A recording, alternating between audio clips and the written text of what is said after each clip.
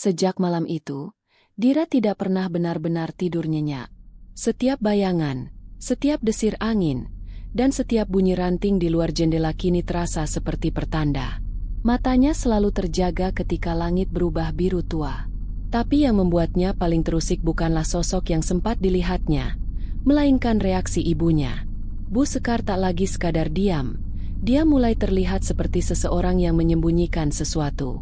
Wajahnya pucat, dan setiap malam menjelang, ia akan memastikan semua tirai tertutup rapat dan lampu benar-benar padam. Di siang hari, Dira mencoba bertanya pada warga sekitar. Ia mendekati Mbah Warsih, seorang nenek tua yang sering duduk di bangku kayu dekat balai desa. "Mbah, kenapa ya? Di sini nggak boleh nyalain lampu kalau malam." Mbah Warsih menghela napas. Sorot matanya seperti menimbang apakah ia harus berkata jujur atau tetap diam. "Kau orang kota, ya? Jangan terlalu penasaran.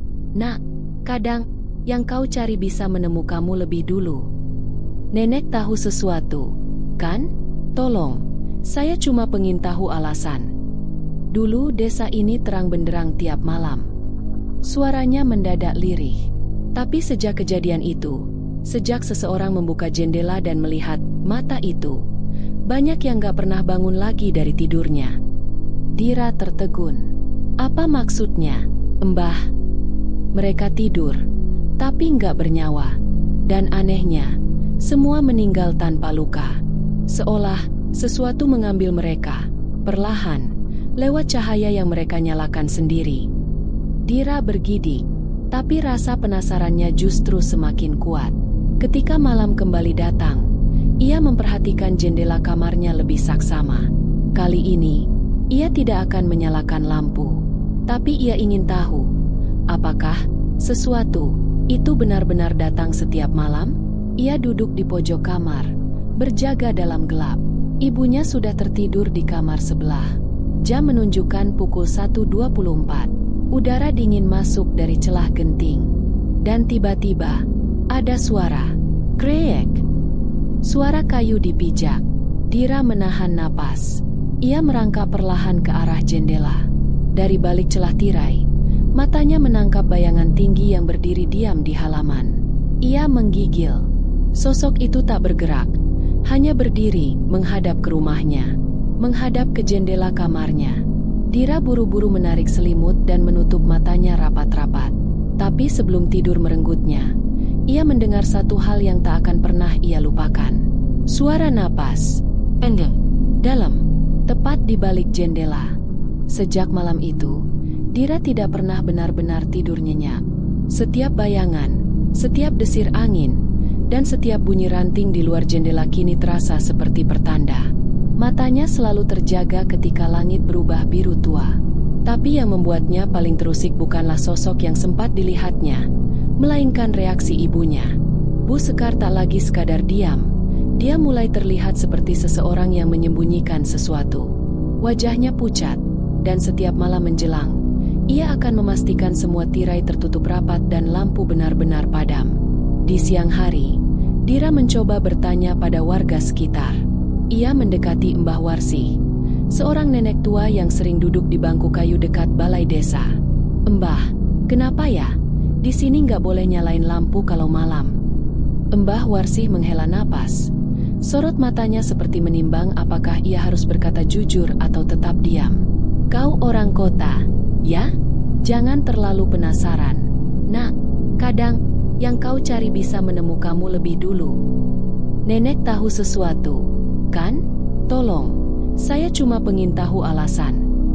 Dulu desa ini terang benderang tiap malam. Suaranya mendadak lirih. Tapi sejak kejadian itu, sejak seseorang membuka jendela dan melihat mata itu, banyak yang gak pernah bangun lagi dari tidurnya. Dira tertegun. "Apa maksudnya, Mbah?" "Mereka tidur, tapi nggak bernyawa. Dan anehnya, semua meninggal tanpa luka. Seolah sesuatu mengambil mereka, perlahan, lewat cahaya yang mereka nyalakan sendiri." Dira bergidik, tapi rasa penasarannya justru semakin kuat. Ketika malam kembali datang, ia memperhatikan jendela kamarnya lebih saksama. Kali ini, Ia tidak akan menyalakan lampu. Tapi ia ingin tahu, apakah sesuatu itu benar-benar datang setiap malam? Ia duduk di pojok kamar, berjaga dalam gelap. Ibunya sudah tertidur di kamar sebelah. Jam menunjukkan pukul 1.24. Udara dingin masuk dari celah genting. Dan tiba-tiba, ada suara. Krek. Suara kayu dipijak. Dira menahan napas. Ia merangkak perlahan ke arah jendela. Dari balik celah tirai, matanya menangkap bayangan tinggi yang berdiri diam di halaman. Ia menggigil. Sosok itu tak bergerak, hanya berdiri menghadap ke rumahnya, menghadap ke jendela kamarnya. Dira buru-buru menarik selimut dan menutup matanya rapat-rapat. Tapi sebelum tidur merenggutnya, ia mendengar satu hal yang tak akan pernah ia lupakan.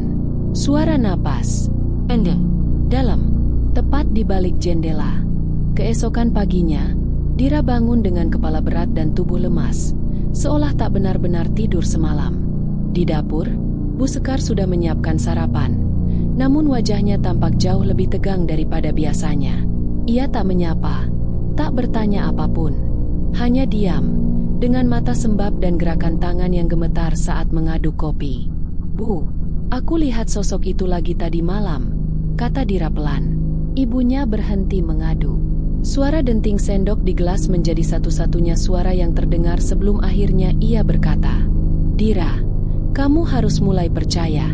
Ini bukan hal yang bisa dijelaskan logika.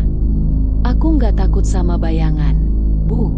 Aku takut karena semua orang di sini pura-pura nggak lihat apa-apa. Karena melihat bisa bikin kita kehilangan," ucap Bu Sekar pelan. Dulu ibu juga pernah menyalakan lampu setelah maghrib. Satu malam saja, tapi besoknya ia tak melanjutkan. Tapi dari matanya, Dira tahu ada yang telah hilang dari hidup ibunya, sesuatu yang tak pernah kembali. Sore itu, suasana desa terasa lebih gelisah. Pak Wahyu, seorang tetangga yang dikenal keras kepala, kedapatan menyalakan lampu rumahnya setelah maghrib karena istrinya sedang sakit keras. Ia tak peduli pada larangan, bahkan mencemooh warga lain yang menyuruhnya mematikan lampu. "Kalau memang ada sesuatu itu, biar dia datang ke aku sekarang," bentaknya dari dalam rumah. Warga hanya bisa mematung. Tak satu pun berani menghampiri rumah itu. Mereka hanya berdiri di kejauhan, menatap lampu yang bersinar terang dari jendela rumah Pak Wahyu. Cahaya pertama yang menyala setelah maghrib dalam 5 tahun terakhir. Malam itu, desa benar-benar sunyi. Tak ada jangkrik, tak ada anjing menggonggong. Bahkan angin pun seperti enggan menyentuh rumah Pak Wahyu. Dan tepat pukul 2 dini hari, lampu di rumah itu padam sendiri. Tanpa suara, tanpa peringatan. Pagi harinya, warga menemukan pintu rumah Pak Wahyu terbuka. Lampu menyala kembali, seolah tak pernah padam. Istri Pak Wahyu masih di tempat tidur, tapi matanya terbelalak, membeku. Pak Wahyu sendiri hilang. Tak ada jejak, tak ada darah, hanya bau tanah basah dan udara dingin yang menggantung di seluruh ruangan. Dira berdiri di antara warga yang berkerumun. Jantungnya berdebar keras. Ia tahu satu hal pasti, sesuatu datang, dan itu datang karena cahaya. Hari-hari di desa Lengkang seketika berubah. Kematian misterius Pak Wahyu membuat warga semakin waspada dan semakin takut. Tidak ada yang berani membicarakannya secara terang-terangan. Namun dari raut wajah dan langkah yang terburu-buru menjelang senja, semua tahu, desa sedang dihantui sesuatu yang nyata. Bu Sekar menjadi lebih protektif terhadap Dira. Ia melarang putrinya keluar rumah setelah pukul 5 sore dan menutup jendela kamar mereka dengan kain hitam 2 lapis. Namun, larangan itu hanya menambah rasa penasaran Dira. Di tengah ketakutan dan rasa kehilangan yang belum reda, Dira mulai menyelidiki. Ia percaya, di balik semua larangan dan ketakutan warga, tersembunyi kisah lama yang terlupakan atau sengaja disembunyikan. Suatu siang, Dira menyelinap ke rumah tua di pinggiran desa, bekas rumah kepala desa pertama, Pak Karso, yang katanya meninggal secara misterius 20 tahun silam, tepat setelah sebuah tragedi besar yang tak pernah diceritakan dengan jelas. Rumah itu berdebu dan penuh sarang laba-laba, namun masih menyimpan sisa-sisa kejayaan masa lalu. Lukisan keluarga yang telah menguning, meja kayu jati yang retak, dan di sudut ruangan, sebuah lemari tua berisi dokumen dan buku-buku catatan desa. Dira menemukan sebuah buku lusuh berjudul Catatan Malam, Tahun Cahaya Berdarah. Halaman-halamannya penuh coretan tangan tergesa dan simbol-simbol aneh. Namun satu kutipan menarik perhatiannya. Yang datang dari bayangan hanya akan melihatmu ketika kau memilih untuk dilihat. Maka jangan biarkan cahaya memanggilnya. Karena sekali ia tahu namamu, ia akan datang setiap malam. Dira merinding. Tangannya gemetar saat membalik halaman berikutnya. Dan di sana, terpampang foto hitam putih. Sebuah rumah yang jendelanya bersinar terang dalam gelap persis seperti rumah Pak Wahyu malam itu. Malam harinya, Dira kembali merasakan kehadiran itu. Kali ini tidak hanya di luar jendela. Langkah kaki, pelan, teratur, di dalam rumah. Ia menahan napas, bersembunyi di bawah meja sambil memeluk senter kecil yang belum sempat ia nyalakan. Langkah itu berhenti di depan pintu kamarnya. Tok, tok, tok, 3 ketukan. Ia tidak menjawab, tidak bergerak, tapi kemudian, Dira. Suara itu memanggilnya. Suara yang sangat pelan, sangat datar, dan sangat mirip suara ayahnya yang telah meninggal. Dira bukakan pintunya. Nak, ini ayah. Suara itu berdengung di balik pintu kamar. Pelan, namun begitu nyata. Dira menahan napas. Tangannya menempel di lantai kayu yang dingin. Jari-jarinya menggigil. Ia tahu, itu mustahil. Ayahnya sudah dimakamkan 3 bulan lalu. Tubuhnya sendiri yang ia peluk untuk terakhir kali di rumah sakit. Tapi suara itu, kau kangen ayah, kan? Tetes air mata mengalir begitu saja. Di satu sisi, kerinduan itu memang ada, mengendap, menusuk diam-diam sejak kematian ayah. Tapi di sisi lain, akal sehatnya menjerit. Itu bukan suara ayah. Itu suara yang menyamar. Ia bergeming, tidak menjawab, tidak bergerak. Lalu suara itu berubah. Kalau begitu, ibu saja. Ibumu ada di sini. Dira membeku. Suara itu berubah menjadi suara Buskar. Nada bicara yang hangat, tetapi terlalu halus, terlalu sempurna. Tak seperti manusia. Seperti rekaman yang diputar kembali, berulang. Pagi harinya, Dira terbangun di bawah meja dengan kepala pusing dan tubuh lemas. Ketika membuka pintu kamarnya, semua tampak seperti biasa. Ibunya sibuk menjemur pakaian. Tidak ada bekas suara. Tidak ada jejak apapun di depan pintu. Tapi Dira tahu, mereka sudah bisa menyebut namanya. Dan itu berarti satu hal, mereka semakin dekat. Malam itu, Dira memberanikan diri untuk bicara kepada Buskar. Bu, kenapa mereka bisa menyebut nama aku? Bu Sekar menatapnya lama, lalu mengambil secari kertas dari dalam laci meja. Isinya hanya 1 baris tulisan. Yang tahu namamu bisa menandaimu. Yang bisa menandaimu bisa membawamu. Ibu pernah mendengar suara itu juga? Tanya Dira. Bu Sekar mengangguk pelan. 30 tahun lalu, saat ibu seusiamu. Dan malam itu, sepupu ibu menyalakan lampu karena mendengar suara yang memanggil namanya. Besok paginya, kami hanya menemukan bantalnya di ranjang. Dia hilang dan tak pernah kembali. Dira menunduk. Lalu kenapa kita nggak pergi aja dari desa ini, Bu? Suara Buskar merendah. Karena yang membawa mereka bukan cuma menghuni desa ini, tapi dibawa oleh sesuatu yang melekat pada cahaya itu sendiri. Dimanapun kita berada, selama kita menyalakan cahaya saat malam, mereka bisa ikut. 3 hari setelah kejadian suara itu memanggil namanya, Dira mulai merasa ada yang berubah. Bukan hanya di dalam rumah, tapi juga pada dirinya sendiri. Setiap malam, ia merasa semakin sulit tidur. Bukan karena takut, tapi karena perasaan diawasi yang begitu kuat. Kadang, saat menutup mata, ia bisa membayangkan dengan jelas, ada wajah pucat mengintip dari balik jendela, atau suara kaki yang melangkah di atap rumah. Namun pagi selalu datang, dan semuanya terlihat normal kembali. Sementara itu, warga desa makin waspada. Beberapa orang mulai membuat penjagaan malam diam-diam, saling bergantian memantau rumah-rumah dari kejauhan tanpa lampu, hanya bermodal pendengaran dan nyali. Tapi malam keempat setelah hilangnya Pak Wahyu, satu keluarga menghilang seluruhnya. Pak Tarman, istrinya, dan dua anak mereka, tidak ada yang terlihat saat fajar tiba. Rumah terkunci dari dalam, tapi tidak ada penghuni. Hanya satu hal yang aneh, lampu ruang tengah rumah itu menyala terang, dan tetap menyala hingga pagi. Dira, yang menyelinap ke lokasi pagi itu, melihat sesuatu yang membuatnya muntah seketika. Bayangan tangan hitam, panjang, dan berjejak di seluruh dinding rumah. Seolah-olah sesuatu berjalan di dalam rumah, merayap dengan banyak tangan. Dan di cermin kamar utama, tertulis dengan kabut bekas napas, "Aku lihat kalian. Aku tahu nama kalian." Ketika Dira pulang, Bu Sekar sudah menunggunya di meja makan. Kali ini wajah ibunya pucat, tangannya gemetar, dan matanya sembab seperti habis menangis. "Dira," katanya lirih, "ada yang ingin ibu akui." Dira menahan napas. Bu Sekar membuka laci dan menyerahkan sebuah buku doa kecil, lusuh dan sobek. Namun yang mengejutkan adalah selembar foto tua di dalamnya. Seorang perempuan muda berdiri di depan rumah yang sama seperti rumah mereka sekarang.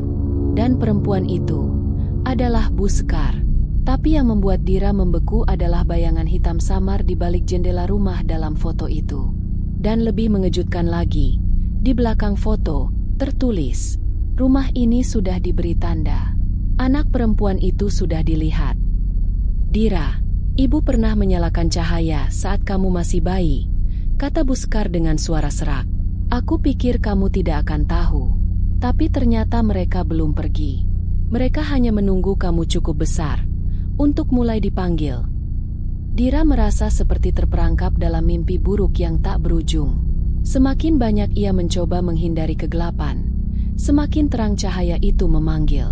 Sekarang, bukan hanya suara yang mengganggu malamnya, tapi juga bayangan yang semakin sering terlihat di luar rumah. Bayangan yang bergerak, seperti sesuatu yang menunggu saat ia membuka pintu. Ia merasa tanda yang diberikan kepadanya semakin nyata. Perasaan aneh itu tak hanya datang saat malam. Sekarang, ia mulai melihatnya di siang hari. Wajah-wajah yang tidak bisa dikenali tampak memandangnya dari kejauhan, seperti menunggu perintah. Pada malam yang kelima, Dira merasa seperti ada sesuatu yang berubah dalam diri Bu Sekar. Ibu yang dulu sangat protektif dan berhati-hati kini tampak lebih lelah dan cemas. Malam itu, Bu Sekar menyerahkan sebuah benda yang selama ini ia simpan rapat-rapat. Sebuah kunci tua. "Apa ini, Bu?" tanya Dira, menatap kunci yang tampak sangat tua dan berkarat. "Itu kunci untuk ruang bawah tanah rumah kita," jawab Bu Sekar pelan. "Ada sesuatu di sana, Dira. Sesuatu yang harus kamu ketahui. Sesuatu yang akan membantu kamu memutuskan apakah kamu bisa bertahan atau jika mereka akan membawamu pergi." Ruang bawah tanah itu terlupakan. Dira tidak pernah menduga ada pintu yang tersembunyi di balik rak buku di ruang tamu, tersembunyi oleh tumpukan barang-barang lama.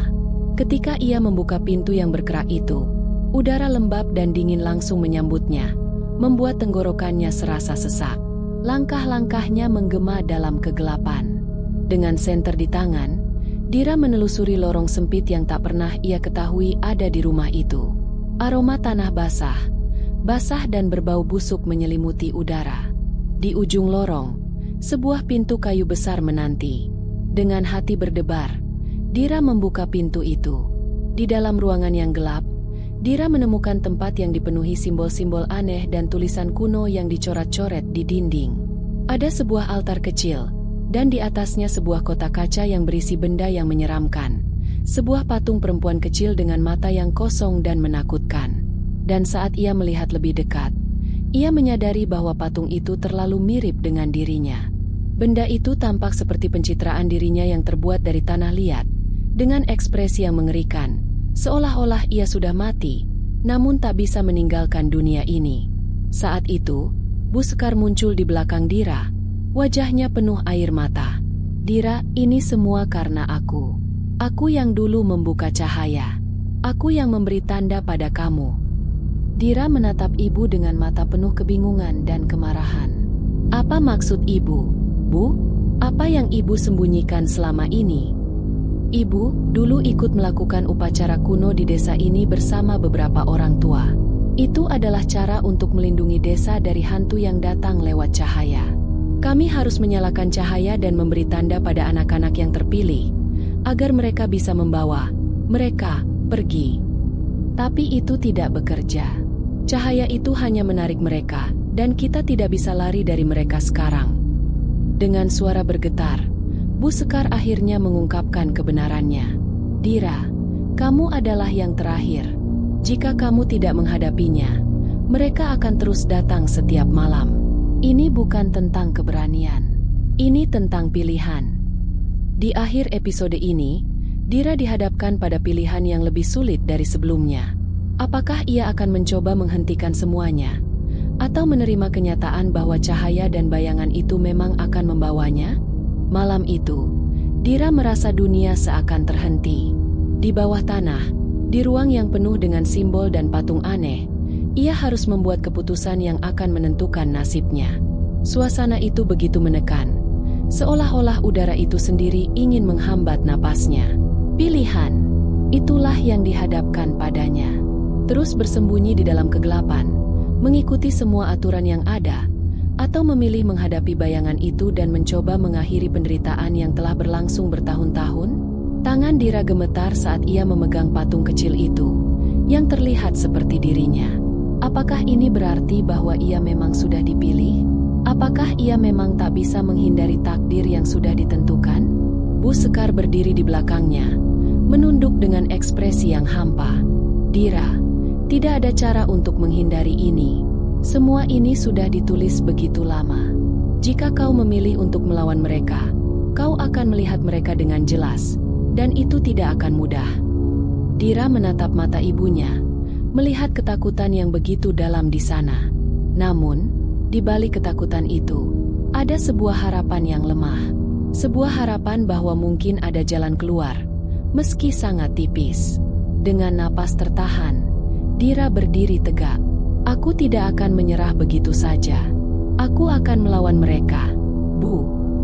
Tanpa kata-kata lebih lanjut, Dira memutar tubuhnya, meninggalkan ruang bawah tanah itu. Matanya berbinar dengan tekad yang baru. Ia tidak akan membiarkan dirinya dihantui oleh bayangan tak terlihat yang hanya bisa datang lewat cahaya. Di luar, langit sudah gelap, udara terasa berat, dan angin malam yang sejuk datang membelai wajah Dira. Sesampainya di depan rumah, Dira melihat lampu di ruang tamu menyala terang, meskipun Bu Sekar telah memastikan lampu itu dimatikan beberapa jam sebelumnya. Dira memutuskan untuk berjalan menuju ruang tamu. Di sana, ia menemukan sesuatu yang tak terduga, sebuah bayangan tinggi, hitam, yang berdiri di samping jendela. Bayangan itu semakin mendekat, seolah-olah menunggu dirinya. Dira. Suara itu terdengar jelas, menggema di seluruh rumah, dan saat itu Dira merasa seolah-olah ada lebih dari satu suara yang berbicara bersamaan. Semua bayangan yang ada mengarah padanya. Dira menahan napas, merasakan jantungnya berdetak kencang. Tapi kali ini, ia tidak takut. Dira menatap langit melalui jendela. Cahaya bulan terpantul sempurna di permukaan tanah. Dira tahu bahwa cahaya ini bisa menjadi jalan keluar atau jalan bencana. Dengan tekad, ia menyalakan sebuah lampu kecil di meja ruang tamu. Lampu yang sangat terang, cukup untuk menarik perhatian segala sesuatu yang mengintai dalam kegelapan. Sesaat setelah lampu itu menyala, suara itu berhenti. Tak ada lagi ketukan, tak ada lagi bayangan. Hanya sunyi. Tapi Dira tahu, ini bukan akhir. Cahaya ini hanya mengungkapkan mereka. Dan sekarang mereka datang lebih cepat. Tapi mereka juga tak bisa lari. Bayangan yang mengintai di luar jendela kini mulai terlihat lebih jelas. Kau tahu nama kami? Suara itu kembali terdengar. Kali ini bukan hanya di rumah, tapi seolah datang dari seluruh desa. Dira, yang semula merasa seperti terjebak dalam kegelapan, kini merasa kekuatan itu mengalir melalui dirinya. Ia tahu, ini adalah titik balik. Waktunya untuk melawan mereka, untuk menghadapi takdirnya. Dengan langkah tegap, Dira melangkah keluar rumah, ke arah bayangan yang semakin nyata. Ia siap menghadapi mereka, siap untuk menunjukkan bahwa ia bukan hanya sekadar anak yang dipilih, tapi juga seorang yang akan menentukan nasibnya sendiri. Dira berdiri tegap di luar rumahnya, menatap langit yang penuh dengan bintang. Angin malam bertiup kencang, membawa hawa dingin yang menembus kulit. Cahaya lampu yang dia nyalakan beberapa saat lalu kini semakin meredup, seolah-olah terhisap oleh sesuatu yang lebih besar. Ia merasakan ada sesuatu yang semakin mendekat, bukan hanya dalam bentuk bayangan, tetapi juga dalam suara dan getaran yang mengguncang tanah di bawah kakinya. Saat itu, sebuah suara keras terdengar, seolah datang dari dasar bumi, menggetarkan udara di sekelilingnya. "Kau tidak bisa lari, Dira." Suara itu datang dari segala arah, dari kegelapan yang melingkupi desa. Ia tidak tahu lagi apakah itu suara manusia atau sesuatu yang lebih tua, lebih asing, yang sudah ada sejak zaman dahulu kala. "Kami menunggumu." Dira merasa tubuhnya semakin berat. Matanya berkedip beberapa kali, berusaha mengusir kabut yang mulai menutupi pandangannya. Namun, ia tidak mundur. "Aku tidak akan menyerah." Ia mengambil langkah pertama menuju arah suara itu, menembus kegelapan yang semakin pekat. Saat ia berjalan, bayangan-bayangan itu mulai muncul, satu persatu, dari sudut-sudut desa yang sepi. Mereka melayang, menyerupai bentuk manusia, dengan wajah yang kosong dan tak terlihat jelas. Hanya bayangan hitam yang bergerak mengikuti langkah Dira. Dira berhenti di tengah jalan. Di depannya, muncul sosok perempuan bergaun putih, dengan wajah yang mengerikan. Wajahnya sangat pucat, matanya kosong, dan rambutnya yang panjang tampak bergulung-gulung seperti asap yang mengaburkan wajahnya. Itulah yang disebut sebagai hantu perempuan, yang selama ini menjadi legenda di desa ini, yang konon merupakan makhluk yang mengendalikan cahaya dan bayangan. "Kau akan ikut kami, Dira." Suara perempuan itu bergema di udara. Namun, Dira tidak takut. Ia menatap hantu perempuan itu dengan mata penuh tekad. "Aku tidak akan ikut kalian. Aku tidak akan jadi bagian dari cerita kalian." Dira melangkah maju, tanpa rasa gentar. Saat itu, cahaya dari lampu yang ia bawa berkedip sekali lagi, dan semua bayangan itu terlihat semakin nyata, semakin mendekat. Tapi, justru dalam cahaya itulah Dira menemukan jawabannya. Dengan cepat, Dira menggenggam patung kecil yang ada di tangannya. Patung yang selama ini membawa kekuatan dan tanda yang menjeratnya. Ia tahu bahwa ini adalah saat yang tepat untuk mengubah segalanya. Patung itu adalah kunci, bukan hanya untuk mengalahkan hantu, tapi juga untuk mengakhiri segala penderitaan yang telah terjadi selama ini. Dira mengangkat patung itu ke atas, dan berkata dengan lantang, "Aku tidak takut lagi. Kalian tidak bisa mengendalikan hidupku." Seiring dengan ucapan itu, cahaya yang keluar dari patung itu meledak, menyebar ke seluruh desa, dan dalam sekejap, semua bayangan menghilang. Hantu-hantu yang mengintai, semua yang selama ini menunggu di kegelapan, terdesak oleh cahaya yang begitu terang. Tanpa diduga, bayangan perempuan itu mulai menghilang begitu saja seperti asap yang tertiup angin. Namun, meski begitu, Dira tahu bahwa ini bukanlah akhir. Cahaya yang terang itu memiliki harga yang mahal. Dengan seiring berjalannya waktu, kegelapan itu akan kembali, dan Dira akan selalu dihadapkan pada pilihan yang sama. "Kau telah memutuskan, Dira." Sebuah suara terdengar dari kejauhan. Itu adalah suara Bu Sekar. Ibunya datang, menatap Dira dengan tatapan penuh cinta dan harapan. Bu Sekar merangkul Dira dengan erat. "Tidak ada yang bisa membatalkan takdirmu. Tetapi kau sudah memilih untuk menentukan jalanmu sendiri." Dengan pelukan itu, Dira merasa seolah-olah ada beban yang terangkat dari hatinya. Ia tahu bahwa hidupnya tidak akan kembali seperti semula. Cahaya itu memang telah mengalahkan kegelapan untuk sementara, namun pertarungan ini tidak akan pernah berakhir.